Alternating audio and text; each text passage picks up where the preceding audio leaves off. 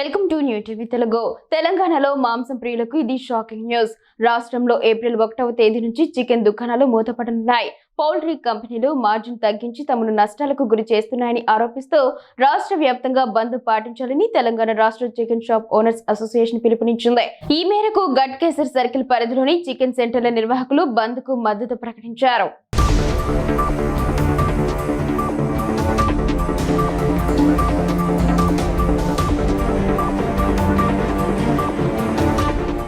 గట్కేసర్లోని గురుకుల్ కళాశాల మైదానంలో నిన్న చికెన్ సెంటర్ల నిర్వాహకులు సమావేశమయ్యారు. ఈ సందర్భంగా వారు మాట్లాడుతూ పౌల్ట్రీ కంపెనీలు తమకు రావాల్సిన మార్జిన్ను ఏకపక్షంగా తగ్గించి దౌర్జన్యానికి పాల్పడుతున్నాయని ఆరోపించారు. దీనివల్ల వ్యాపారం చేయడం కష్టంగా మారిందన్నారు. తగ్గించిన మార్జిన్ను తిరిగి సవరించి తమకు న్యాయం చేసే వరకు పోరాటం ఆపేది లేదని స్పష్టం చేశారు. ఈ బంద్లో రాష్ట్రంలోని అన్ని చికెన్ సెంటర్లు పాల్గొంటాయని తెలిపారు. ఈ సమావేశంలో చికెన్ సెంటర్ల నిర్వాహకులు, సభాపతి కాజా తదితరులు పాల్గొన్నారు.